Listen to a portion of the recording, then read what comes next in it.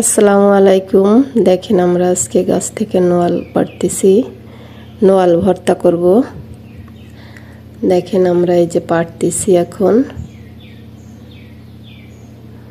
এই যে দেখেন, আমি বলেছিলাম না যে আমার নোয়াল গাছে আমি এত পরিমাণ নোয়াল হয়েছে। একটা বাঁশ দিয়ে গাছটা বাঁধায় রাখছি, নিয়ে পড়তেছিল গাছটা, তাই আমি এই বাঁশ দিয়ে বাঁধায় রাখেছি। দেখেন অনেক নোয়াল হয়েছে, কত সুন্দর ভরে গেছে। এখন এগুলো আমরা পাড়ছি ভর্তা করার জন্য। দেখেন এই যে পাড়িছি, আরও পাড়তেছে দেখেন। এখন আমরা এগুলো খুঁটবো, পাড়া হয়ে যাচ্ছে। দেখেন এই যে পড়তেছে টপ টপ করে, উপর দিয়ে পাড়তেছে। এখন এই যে এগুলো আমরা খুঁটবো, খুঁটে সুন্দর করে ধুয়ে আমরা ভর্তা করব। ধৈর্য ধরে যারা ভিডিওটা দেখতেছেন সবাইকে অনেক অনেক ধন্যবাদ। দেখেন আমরা এখন এগুলো খুঁটতেছি, ভর্তা করব। আর ভর্তাটা অনেক মজা হয়েছিল, না দেখলে আপনারা বুঝবেন না কিভাবে ভর্তা করেছি। দেখেন এই যে এইগুলো হয়েছে, আমরা ধুয়ে রাখেছি সুন্দর করে।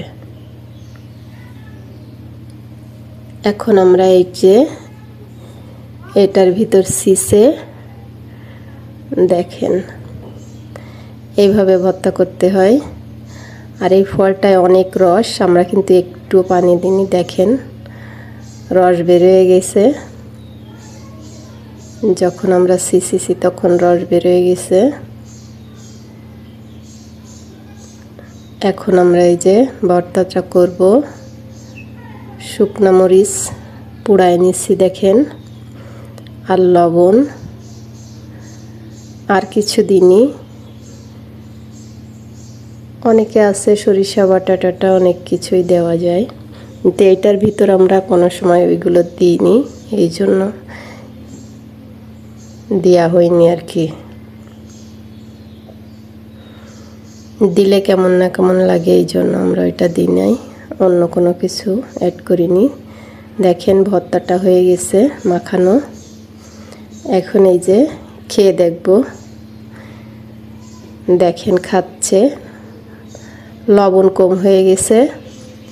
এখন আমরা আবার একটু লবণ দিব। দেখেন লবণ দিচ্ছে, লবণটা দিয়ে আবার একটু মাখায় নেব। এই যে হয়ে যায়।